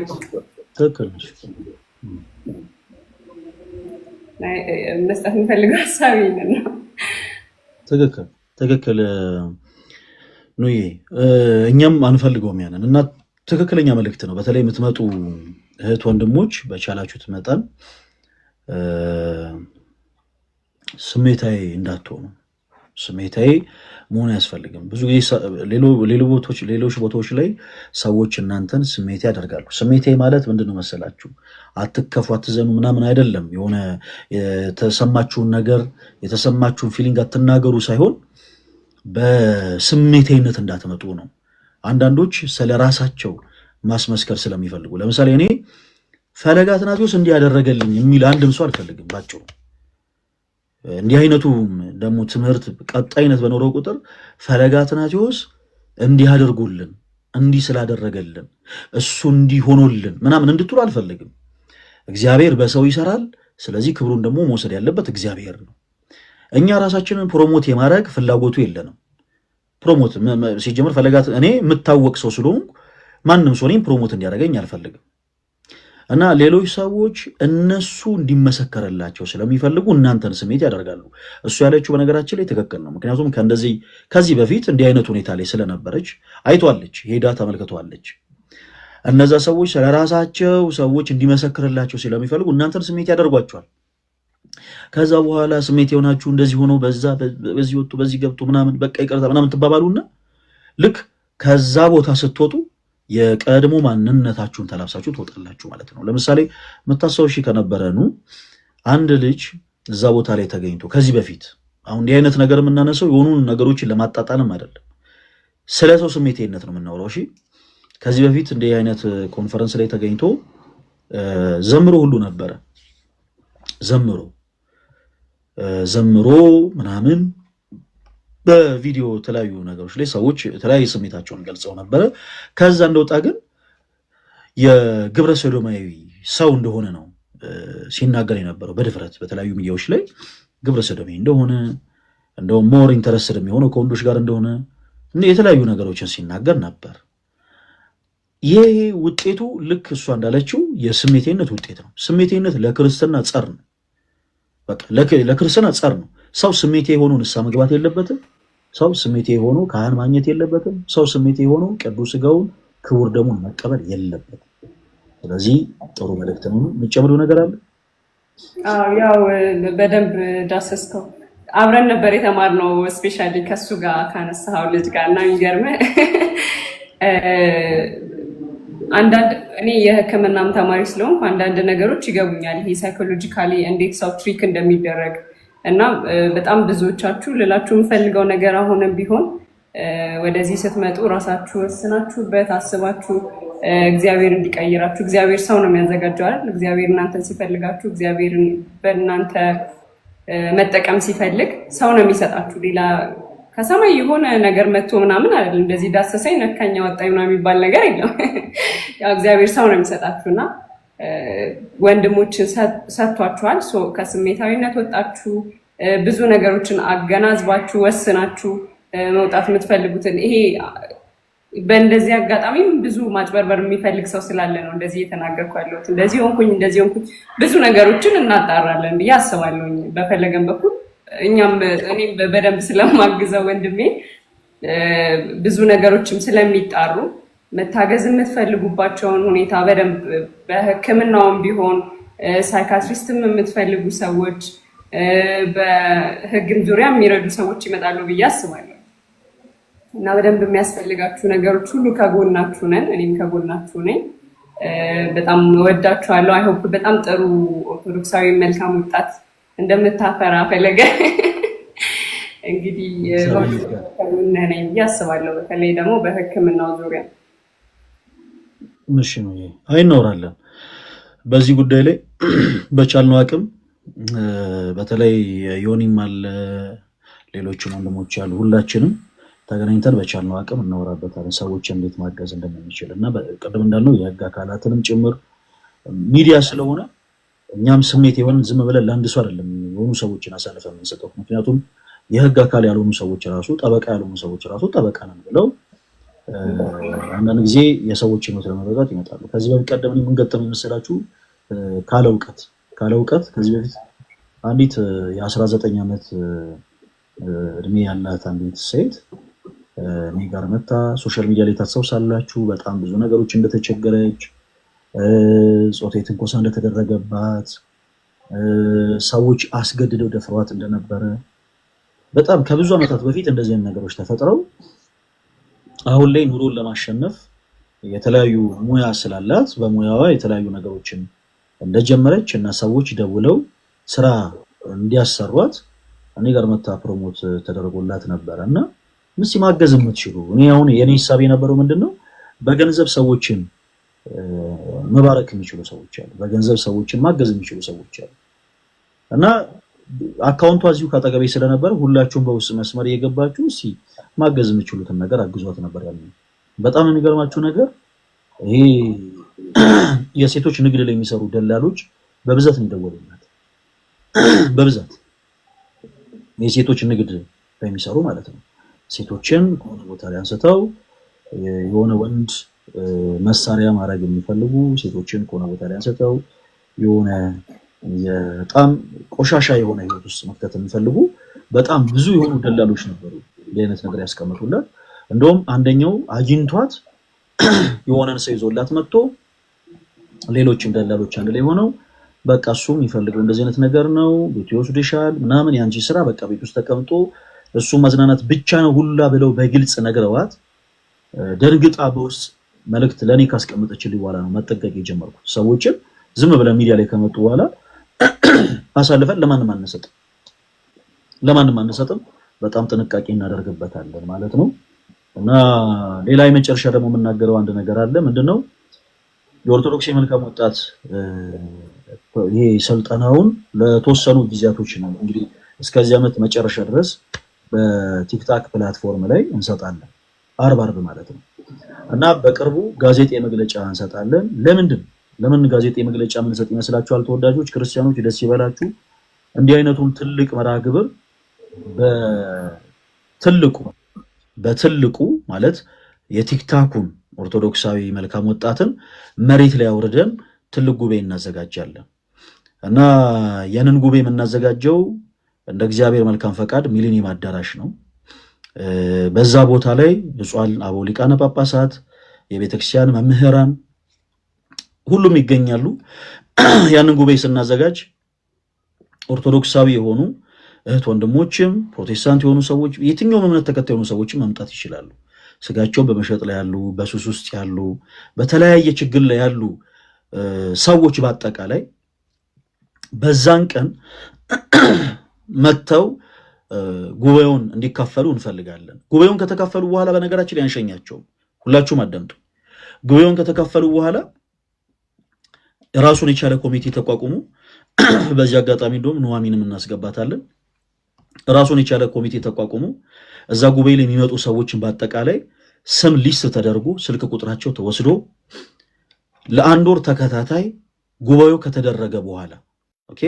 ከተደረገ በኋላ ከኃጢአት አጥቦ ሊያነጻቸው የሚችለው ክርስቶስ እንደሆነ ከተማሩ በኋላ ከተረዱ በኋላ ጉባኤው ከተደረገ በኋላ ለአንድ ወር ተከታታይ በተመረጡ ሰንበት ትምህርት ቤቶች ተከታታይ የሆነ ትምህርትን ተምረው ተከታትለው በተመረጠ አንድ ቀን ሁሉም ጉባኤው ላይ የተገኙ ሰዎች ወደ 20,000 30,000 ሊሆን ይችላል። ከዛ ውስጥ 500 ሰው አናጣም። ለመጀመሪያ ጊዜ የተወሰኑ ሰዎችን ሰብስበን ህይወቱ እንዲኖሩት እንፈልጋለን። ምን ማለት ነው? ቅዱስ ሥጋው ክቡር ደሙን እንዲቀበሉ እናደርጋለን ማለት ነው። የኛ ትልቁ የኦርቶዶክስ መልካም ወጣት ትልቁ ግብ ሰዎችን ስሜት ያድርጎ መሸኘት አይደለም። የኛ ኦርቶዶክስ መልካም ወጣት ትልቁ ዓላማ ሰዎች ስሜት የሆነው አልቅሰው ብቻ እንዲሄዱ አይደለም። ቅዱስ የንስሐም ፍጻሜ የሚሆነው በስጋና ደሙ ስለሆነ ቅዱስ ሥጋውን ክቡር ደሙን እንዲቀበሉ እናደርጋለን። እዛ ጉባኤ ላይ በነገራችን ላይ እነርሱ ብቻ አይደሉም። ጌታችን መድኃኒታችን ኢየሱስ ክርስቶስ ይሄ በዕለተ ዓርብ በሚቆረሰው ሥጋዬ ነው እንኩ ብሉ ሲል፣ ይሄ በዕለተ ዓርብ በሚፈሰው ደሜ ነው እንኩ ጠጡ ሲል፣ በነገራችን ላይ ራሱ ያንን የፈተተውን ህብስት ተቀብሎ ለሐዋርያት እንዳሳየ ሁሉ እኛም የምናስተምራቸው መምህራኖች በአጠቃላይ በዛ ጉባኤ ላይ የምንኖር በአጠቃላይ ራሳችን ነጠላ ለብሰን ከነሱ እኩል ቅዱስ ሥጋውን ክቡር ደሙን እንቀበላለን እና በቻልነውም ደግሞ አቅም በሀገር አቀፍ ደረጃ የቅዱስ ቁርባን ቀንን ተለይቶ እንዲሰየም እናደርጋለን ማለት ነውና ኦርቶዶክሳውያን ለዚህ ራሳችሁን አዘጋጁ። እንዲህ አይነቱ መርሐ ግብር ሲዘጋጅ ጉባኤው ከተዘጋጀ በኋላ ሁላችሁም ነጠላችሁን ለብሳችሁ ልክ አላፋትን ዝማሬ ተሰብስበን የዘመርን እግዚአብሔር እንደምናመሰግን ሁሉ በዝማሬ በተመሳሳይ ደግሞ ለነፍሳችን ቅዱስ ሥጋውን ክቡር ደሙን ደግሞ በተመሳሳይ ቀን ሁላችንም በተመሳሳይ ቦታ የምንቀበልበትን ዕለት እናቀርባለን እና ይሄን ሁሉ ነገር ለምንድን ነው ያወራሁት? ቢያንስ በሚሊኒየም አዳራሽ ላይ ለምናደርገው እንኳን ጉባኤ ወደ 1 ሚሊዮን በትንሹ 200 ሺህ ብር ያስፈልጋል። በጣም በትንሹ የአዳራሽ ኪራዩ ከ1 ሚሊዮን 200 ሺህ እስከ 1 ሚሊዮን 500 ሺህ ብር ድረስ ነው ሚሊኒየም አዳራሽ እና ማንንም ሰው አሁን ላይ በቲክቶክ ላይ ይሄንን አምጡ ማለት አልፈለግንም። አጠቃላይ ጉባኤውን ለማዘጋጀት በአሁን ሰዓት ላይ 4 ሚሊዮን ብር ብቻ ነው ያስፈልጋል። ለምን ጊዜው ሲደርስ እናሳውቃችኋለን እና እስከዛውን እያልኳችሁ ያሉት ነገር በደንብ አድርጋችሁ አዳምጡኝ። የፊታችን ሰኔ 7 የፊታችን ጁን 14 በነጮቹ ማለት ነው ጁን 14 የፊታችን ሰኔ 7 እኔ የማደርገው ትልቅ ጌም አለ። ከማን ከባሰር ሶፊ ጋር የምናደርገው ጌም ላይ ከሚገኘው ገቢ 50% የሚውለው ለዚሁ ጉባኤ ነው እና በዛን ቀን ሁላችሁም ክርስቲያን የሆናችሁ እህቶች ወንድሞች በቻላችሁት አቅም የኦርቶዶክስ የመልካም ወጣትን ጉባኤም እንድታዘጋጁ በልዑል እግዚአብሔር ስም ጠይቃለሁ። የምታግዙት እኔን ሳይሆን ኦኬ ሁላችንንም ስለሆነ እና በዛን ቀን የጌሙን ማጋጣሚ በመጠቀም ከተወሰኑ ሰዎች ጋር ካወራንበት በኋላ በእርግጥ ጌሙ ብንጫወት ምናልባት ጊፍቶች ቢገኙ የምጠቀመው እኔ ብቻ ነኝ። ነገር ግን በቻልነው አቅም ከዛ ላይ 50% የምናገኘውን ገቢ በአጠቃላይ ለዚህ ለኦርቶዶክስ መልካም ወጣት ለምናደርገው ጉባኤ ግብዓት እንዲሆን እንጠቀመዋለን ማለት ነውና ሁላችሁም እህት ወንድሞች በአጠቃላይ በቻላችሁት አቅም ለማገዝ ሞክሩ። ጋዜጣዊ መግለጫ ከተሰጠ በኋላ ደግሞ አርቲስቶች በቲክቶክ ላይ ያሉ በተለያየ አይነት ኮንተንት ላይ ያሉ ወንድሞቻችን በአጠቃላይ ተሰብስበው የገቢ ማሰባሰቢያ ፕሮግራም ያደርጋሉ። በዛም ላይ መሳተፍ የምትችሉ መሳተፍ ትችላላችሁ። ሁላችሁንም እወዳችኋለሁ። የኦርቶዶክስ የመልካም ወጣት ፕሮግራምን ስፔሻሊ ፕሮቴስታንት የሆናችሁ እህቶች ወንድሞች እንደው ብትገኙልን ደስ ይለናል። ምክንያቱም እናንተን እንወዳችኋለን። ልባችሁ እውነተኛውን ጌታ ኢየሱስ ክርስቶስ እንደሚሻ እናምናለን እና የሚሻው ልባችሁን ደግሞ እውነተኛውን ጌታ ኢየሱስ ክርስቶስን ማለት ነው እንድታገኙት እንፈልጋለን። እኛ ለምን ስለምንጠላችሁ ሳይሆን ልናበሽቃችሁ ፈልገን ሳይሆን ስለምንወዳችሁ እና በቻላችሁት አቅም የሆነ ኦርቶዶክሳዊ ናቸው ብላችሁ በኦርቶዶክሳዊነታችን ብቻ እየራቃችሁን ያላችሁ ፕሮቴስታንቶች ወንድሞች ቅረቡን። ኦኬ ቀስ ብላችሁ ቀርባችሁ አውሩ። እኛም በፍቅር ቃል እናንተን በጣም በጣም እንወዳችኋለን እና እናንተን ሞራት እንፈልጋለን። በዛን ቀን በቻልነው አቅም እናንተን ለማገዝ የተቻለ እናደርጋለን። ሁላችሁም ብቻ ግን እንዳትቀሩ። እወዳችኋለሁ። ሙስሊሞችም በደንብ ፈለገኝ ሙስሊሞችም ኦርቶዶክሶችም ፕሮቴስታንቶችም ይሄ ኦንሊ ጂሰሶችም ሁላችሁም ዲኖሚኔሽን ሳይለይ መውጣት ከምትፈልጉባቸው ሱሶች፣ ችግሮች በሙሉ ጻፉልን። እወዳችኋለሁ። እወድሃለሁ ወንድም አለም። ቴንኪው በጣም በጣም አመሰግነው። ይሄን መልእክት እኔም ለማስተላለፍ ነበር የገባሁት እና እሺ ደህና ዋሉልኝ። መነጽር ግዙ መነጽር ግዙ ጋይስ፣ መነጽር ቤት ውስጥ አሁን እና ዛሬ ለምትመጡ ሰዎች ዲስካውንት ይኖረኛል። በእውነት የት ነው? 4 ኪሎ መነጽር ቤት ውስጥ ነው የሚያዘው።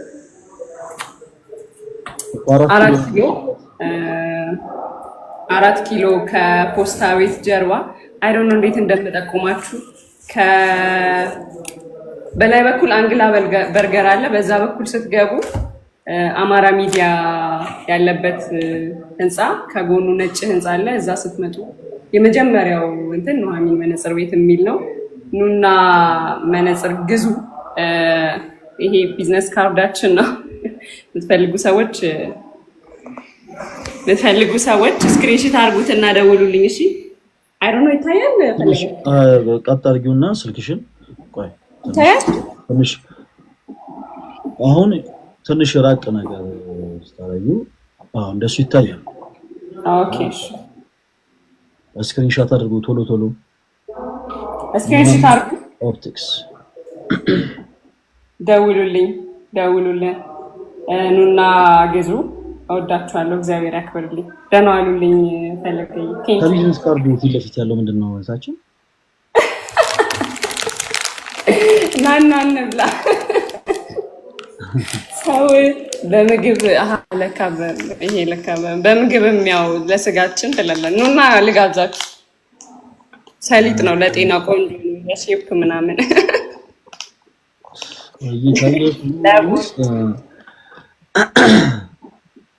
እሺ ሁላችሁም ምናልባት ስልክ ቁጥሩን ያላያዛችሁ ሰዎች ካላችሁ በእሷም አካውንት ገብታችሁ ማዘዝ ይችላላችሁና አበረታቷት፣ አግዟት። እሺ ለምንድን ነው እንደዚህ ያልኳችሁ?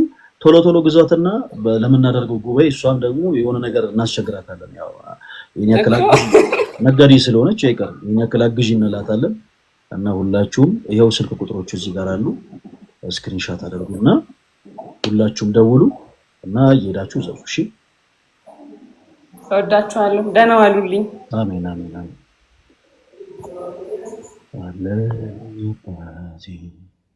አለልኝ ጌታ። እሺ ይገርማል። እኔ ጋር ያለው ይሄ ነው። ይኸውላችሁ ሰው ደህና ነገር ይመገባል። ይሁን ችግር የለውም ያልፋል።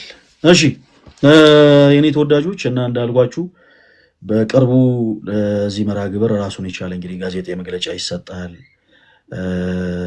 ትልቅ ጉባኤ ይዘጋጃል። የጉባኤውም ስም ደግሞ ጉባኤ ፈለገ አትናቴዎስ ነው። እስቲ ሁላችሁም ጻፉት አንዴ። እስቲ ሁላችሁም ጉባኤ ፈለገ አትናቴዎስ እያላችሁ ጻፉ። እስቲ ሁላችሁም ጻፉት። እስቲ ምንድነው ጉሮሬን ያዘኝ? እሺ እና እንዲህ አይነት ትልቅ ጉባኤ ይዘጋጃል እንደ እግዚአብሔር መልካም ፈቃድ ጉባኤ ፈለገ አትናቴዎስ ማለት ነው። እና ሁላችሁም ኦርቶዶክሳውያን እገዛችሁን እንፈልጋለን። ሌሎች በተለያየ አይነት ቦታ ላይ በተለያየ አይነት ሁኔታ ላይ ሆነው የተለያዩ ነገሮችን ሊያወሩ ይችላሉ። ለጊዜው እኛ በጣም ቢዚ ነን፣ ስራ ላይ ነን። እና ማገዝ የምትችሉ ኦርቶዶክስ የሆናችሁ እህቶች ወንድሞች ሁላችሁም በዚህ ጉዳይ እንድታግዙን በልዑል እግዚአብሔር ስም እንጠይቃለን። በጣም ነው የምንወዳችሁ። አዲስ የለቀቁትን ቪዲዮ ሁላችሁም እየገባችሁ ቪዲዮን ስትጫኑት ሴንድ የሚል ይመጣላችኋል እና እየገባችሁ ሴንድ እያደረጋችሁ ከ60 ሰው በላይ ሼር እንድታደርጉት በልዑል እግዚአብሔር ስም እንጠይቃለሁ። በጣም ነው የምወዳችሁ።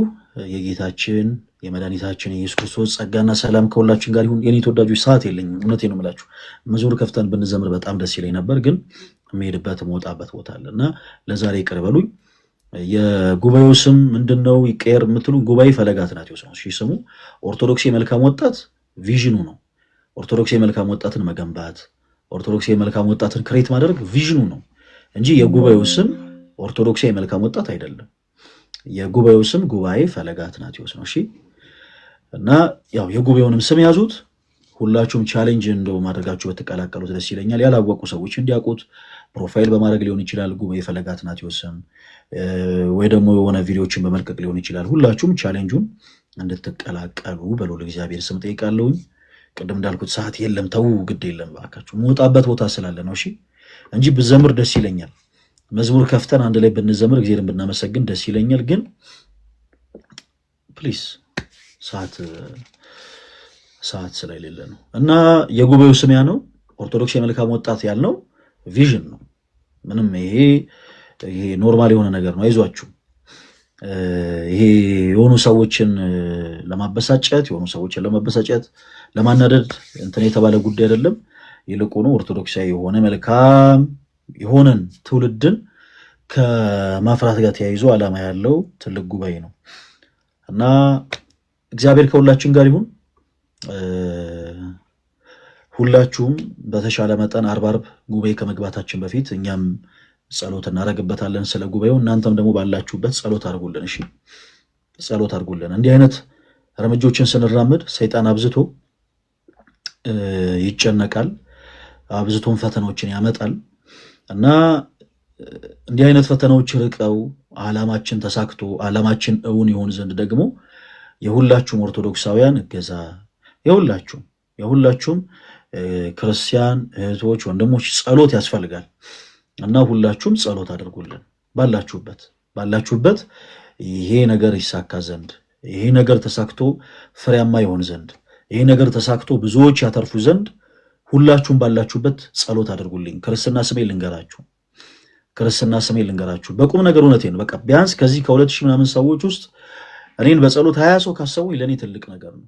ክርስትና ስሜ ልንገራችሁ እና ጸሎት አድርጉልኝ። እሺ ኪዳን ስትገቡ፣ በቅዳሴ ጸሎት ስትገኙ፣ በቤታችሁ በጸሎት ስፍራችሁ ላይ ቆማችሁ ጸሎት ስታደርጉ ሁላችሁ በጸሎት አስቡኝ። ገብረ ሕይወት ክርስትና ስሜ ገብረ ሕይወት ነው።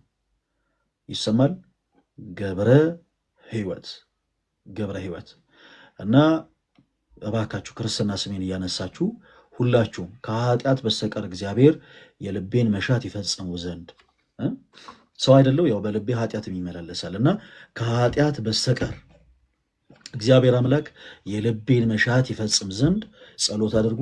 ጉባኤ ፈለገ አትናቴዎስ ከግቡ ደርሶ በጣም ብዙዎች የሚያፈሩበት፣ ብዙዎች ወደ ቅዱስ ቤተክርስቲያን የሚመለሱበት፣ ብዙዎች የሚያተርፉበት ጉባኤ ወድ ዘንድ ሁላችሁም በጸሎታችሁ አግዙን። በዚህ አጋጣሚ ደግሞ በገንዘቦቻችሁ ማገዝ የምትችሉ እህት ወንድሞች ካላችሁ ቅድም እንዳልኩት ለጉባኤው ሞስት ፕሮባብሊ ወደ 4 ሚሊዮን ብር ያክል ያስፈልገናል እና እንድታግዙ ጉባኤው መሬት ላይ ወርዶ እንድናሳይ እገዛችሁን እንድታደርጉልን በልዑል እግዚአብሔር ስም ጠይቃለሁ። እወዳችኋለሁ።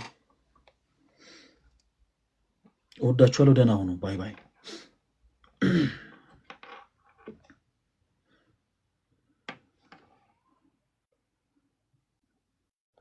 ሎጎ አለ። ሎጎ ተሰርቷል። እሺ ሎጎ ተሰርቷል።